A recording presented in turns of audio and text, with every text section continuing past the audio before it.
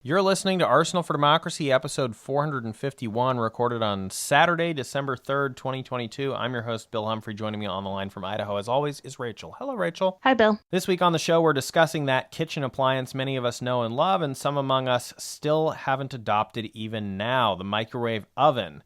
It's another in a long line of consumer technologies we've covered that emerged in the United States out of military and defense research.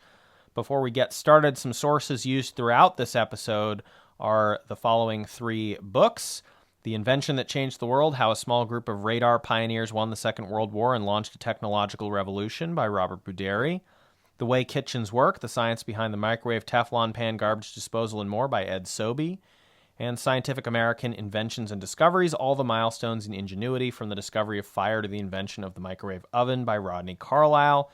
And, I think there's a few things from the Wikipedia page for microwave oven, although I don't think we relied too heavily on that one this time. And we also mention in the notes at various points a few other sources used more narrowly. So, Rachel, what is the origin of the microwave oven? So, what began as post-World War II research into particle acceleration and electromagnetic wave generation became a convenient way to heat and reheat food in the home. So after World War II, equipment that had been used for radar systems was being kind of pulled apart and used for research purposes. And one of those radar components, magnetrons, was used to generate small electromagnetic, or quote-unquote microwaves. So some waves are super long wavelength waves. They can be as long as a football field. But these magnetrons were generating these microwaves, which have a wavelength of more like on the scale of inches and centimeters rather than yards or miles. So these waves had a high enough energy to accelerate particles to never before seen levels. And so getting into the discovery of microwaves in the food preparation realm, the story of the discovery that microwaves could heat up food has a veneer of incredibility and seems to sound like most cutesy stories about an inventor stumbling upon his creation. While studying magnetrons for Massachusetts-based defense contractor Raytheon in 1945, engineer Percy Spencer noticed his hand growing warm and a bar of chocolate in his pocket had melted. So after Spencer put two and two together, he then tried putting a bag of popcorn near the magnetron, and the kernels popped accordingly. His third experiment wasn't a culinary success, but it is a common one for the naive microwave oven cook. He tried to cook a raw egg in the shell, which subsequently exploded, but the concept of microwave's ability to cook food had been thoroughly proven. So after this discovery, Raytheon President Lawrence K. Marshall launched an initiative to bring magnetron-based ovens to industrial kitchens, as well as a contest to give the new appliance a name. The winning name was two words, radar range, which later was shortened to the snappier radar range. So Raytheon released the radar range in 1947, but it was a behemoth, weighing in a pretty shocking 750 pounds. It was also very expensive, and it consumed 3 times the electricity of modern microwave ovens. So the first radar range was a marketing flop. Raytheon licensed its patents for a home-use oven to Tappan, which introduced their model in 1955, but it was still too cumbersome and expensive for wide adoption. Although some commercial food businesses did acquire microwave ovens over the intervening years to help speed up food service, it wasn't until 1967, with the introduction of Raytheon subsidiary Amana Corporation's first countertop model, featuring the modern short and wide box configuration, that microwave ovens were more popular for domestic at-home use. And as microwave ovens became more affordable in the following decades, adoption in the United States and abroad increased rapidly. As more American women were joining the workforce at the end of the 1960s and into the 1970s, particularly as inflation eroded the purchasing power of household income and the reactionary post-war pressure against middle-class white women working was weakening, microwave oven marketing in the United States honed in on these potential customers, who were presumably desperate to save time in preparing meals. The suburban mom and wife demographic had already been heavily sold on flash-frozen TV dinners since the end of the 1940s, some 2 decades earlier, but those meals still often required a half hour or more to prepare with a traditional oven. Now the microwave oven would be able to heat up those same prepackaged meals in just a few minutes. Those prepared meals continued to take off in popularity and market share as microwave ovens made them even more convenient. And that's according to a blog post on the topic at the University of Mary Washington's website. Eventually, as marriage itself declined in the following decades, divorced dads presumably also became a target market for microwave ovens as well. As a side note, I did read various conflicting articles and books about the role of microwave ovens in women's lives and home workloads in the 20th century United States, but I didn't really land on any conclusive insights because a lot of the research has conflicting results or conclusions, sometimes because of the author or researcher's ideological objectives either way, and sometimes because there were differences among women by class or race that were overly flattened for the sake of a simpler study. Academics in different fields couldn't agree on how much time women were devoting to housework in various generations, and so their conclusions on the role of technology would obviously differ as well.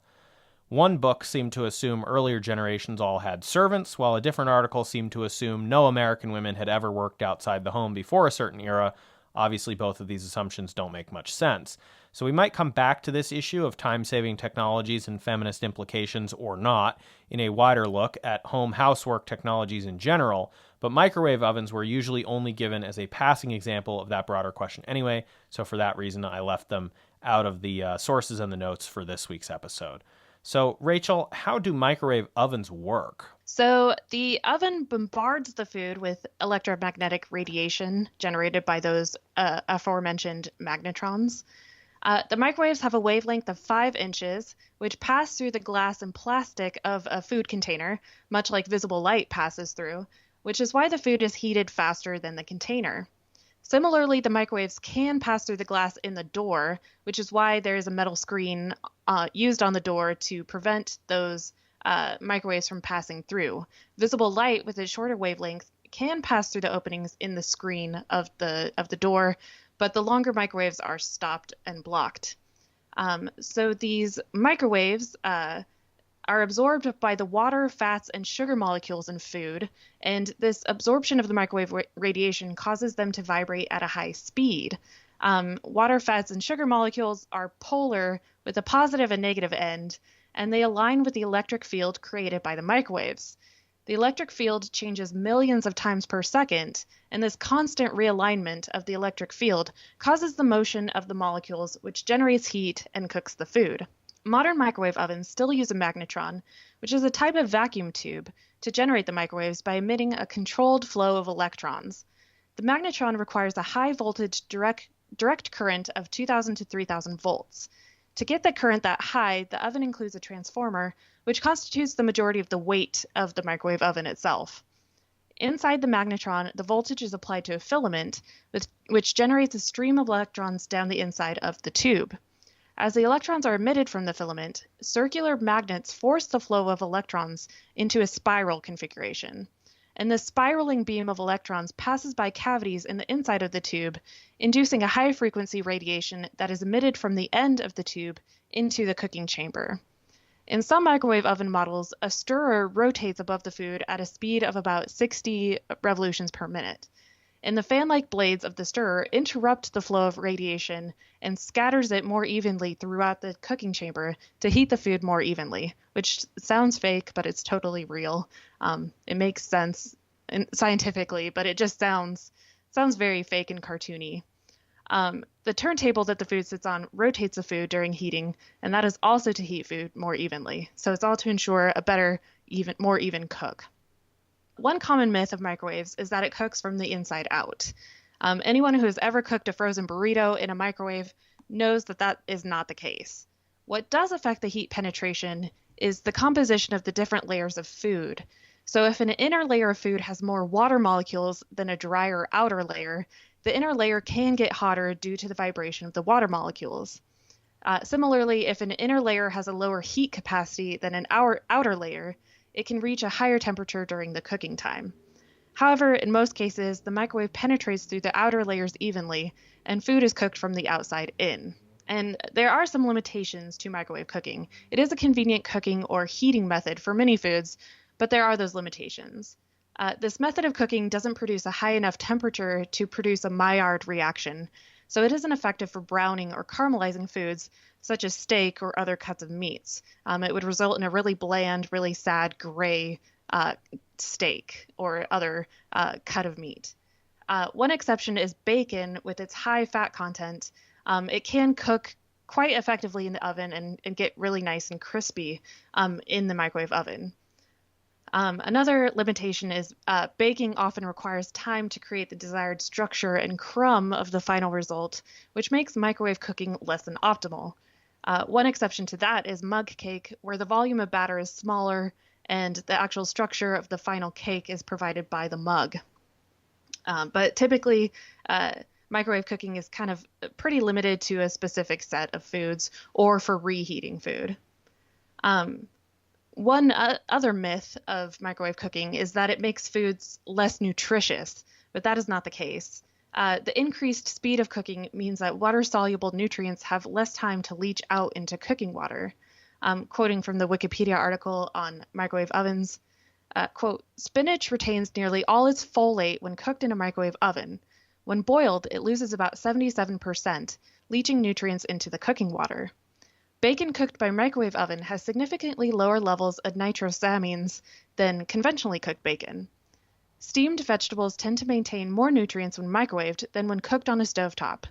Microwave blanching is 3 to 4 times more effective than boiled water blanching for retaining of the water-soluble vitamins, folate, thiamine, and riboflavin, with the exception of vitamin C, of which 29% is lost, compared to with a 16% loss with boiled water blanching," end quote. Just as a note, the thing about the bacon, if you don't know what nitrosamines are, they're carcinogen. So in that case, it's good to have less of that, apparently. Now, according to the FDA.gov website, the Food and Drug Administration, the FDA, has regulated the manufacture of microwave ovens since 1971.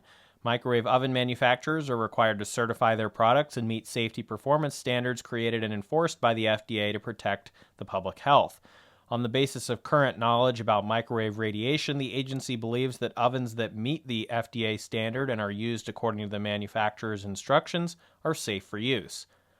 So, the big risk in terms of a safety standpoint is from the hot food or liquids themselves, not from radiation or electromagnetic signals.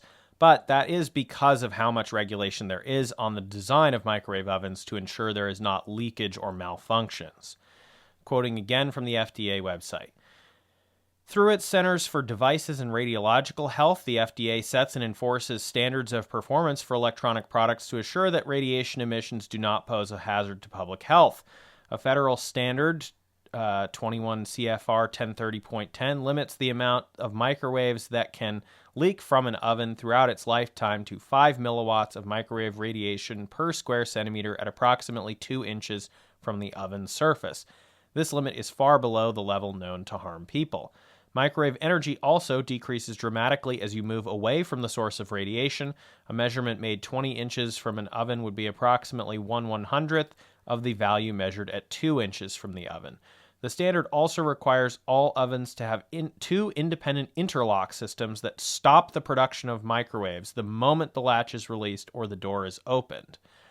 And so obviously people are familiar with that. You push the button to release the door, it's going to stop even if you haven't actually stopped the timer manually. In addition, a monitoring system stops the oven operation in case one or both of the interlock systems fail. All ovens must have a label stating that they meet the safety standard. In addition, the FDA requires that all ovens have a label explaining precautions for use. This requirement may be dropped if the manufacturer has proven that the oven will not exceed the allowable leakage limit even if used under the conditions cautioned against on the label. To make sure the standard is met, FDA tests microwave ovens in its own laboratory. The FDA also evaluates manufacturers' radiation testing and quality control programs at their factories. End quote. So while microwaving food is mostly safe, some factors should be taken into consideration. The container must be marked as microwave safe. Of most concern is whether microwave cooking in plastic containers leaches toxic chemicals into foods. Plastic containers marked as microwave safe have been determined by the FDA to withstand microwave oven temperatures with no ill effect to the material. It is not recommended to reuse one-time use plastic containers, such as microwavable soup containers, or containers that aren't marked as microwave safe, such as butter or yogurt containers that are often repurposed as leftover containers. Another safety concern is internal cooking temperature. As previously discussed, food is cooked from the outside in. Often, microwave cooking directions advise allowing the food to remain in the microwave after cooking for a few minutes. This is to allow the heat to penetrate all the way to the center of the food and raise the temperature up to a safe level. Failure to do so will not ensure that any foodborne bacteria in the food has reached a temperature that will kill it. So it's really important to follow those guidelines, those directions, and make sure that the internal temperature reaches a food safe level. And Rachel, you would know because that's related to your actual job. Yeah. Foodborne illness prevention. Yep. If it doesn't reach an adequate temperature, it won't kill those foodborne bacteria or the toxins that they produce. So very important. The other thing that people tend to worry about these days with microwave ovens is their carbon footprint in terms of both the day-to-day power usage and also the production and disposal life cycles. There have been various studies over the years on these questions, but it can be a bit hard to assess in comparative terms because other kitchen cooking methods like induction stoves, gas ranges, and charcoal burners all have their own various greenhouse emission consequences directly or indirectly. On another note, the rise of the office job has elevated the microwave oven to an essential appliance for lunch hour efficiency. So rather than eating cold leftovers, going out for lunch, or getting takeout being the only options, the microwave has opened up a world of break room fine dining. But with great cooking power comes great responsibility. Microwaves are often the nucleus around which office battles over etiquette are formed. One cardinal sin is not cleaning up after making messes. It is universally stated that if you make a mess with food spatters or spills in the microwave, you are then tasked with cleaning it up before it petrifies into a film that requires industrial solvents and a chisel to remove. However, the experts disagree on one commandment that used to be etched into stone: thou shalt not microwave fish or other fragrant foods. Bon Appetit's Alice Whitney is firmly in the no camp, while Washington Post's Jacob Brogan argues that rules about microwaving fragrant foods often hides an antipathy towards non-Western cuisines. With that said, overheating fragrant foods might just end up rendering them inedible. Heating up fish for more than a minute at most will result in sad, rubbery fish, and overheating broccoli, cauliflower, and other cruciferous veggies will leave you with unpalatable mush. And I think everyone can agree, going all the way back to Percy Spencer, that burnt microwave popcorn is a crime against offices everywhere and should be abolished. Well, Rachel, any big takeaways on the history of the microwave oven? I did run into one factoid that did kind of ease my mind. I have noticed my microwave oven will interfere with listening to Bluetooth headphones, and I worried that demonstrated some leakage that had formed over time and my microwave was unsafe. But even when microwave ovens are shielded, they still emit low levels of microwave radiation that isn't at harmful levels to humans, but it does cause interference to Wi-Fi and Bluetooth and other devices that communicate on the 2.45 gigahertz waveband, particularly at close range. So if I'm cooking something, reheating something close to the microwave, and I happen to be listening to a podcast or music on my Bluetooth headphones, I'm not damaging myself. I'm not absorbing dangerous radiation that is only detectable through those headphones. It is just kind of pretty benign interference. So that eased my mind. I was afraid that my microwave was starting to leak, starting to become dangerous over time, but it is not. So that eased my mind quite a bit. Yeah, and these days things like pacemakers and so forth are shielded as well. So that had been another concern that people had for a while, even if it wasn't clear whether or not there were interference effects. But that's pretty much in the rearview mirror as well. Yeah. As always, it's an interesting trend line of these defense technologies getting turned into civilian consumer uses. Certainly something we've seen, and specifically even in the food sector with canned foods coming out of the Napoleonic War and then the Civil War. Yeah, it's an interesting through line that so many technologies that become convenient for home use do have these roots in the defense sector. And as usual, that's because of the capital being put in by the government during the wartime to buy all the expensive technologies or pay for all the expensive inventions. And then after that, it's just, well, mess around with it after the war and figure out if there's any other use for it. Rachel, thanks so much for coming on this week to talk about the history of the microwave oven. And obviously, as we said, there's a whole bunch of different things that came up over the course of this, like, with TV dinners and other feminist implications around home technologies and things. So there's going to be a lot more content for other technologies as we widen out from here. Yeah, I look forward to looking into these subjects more.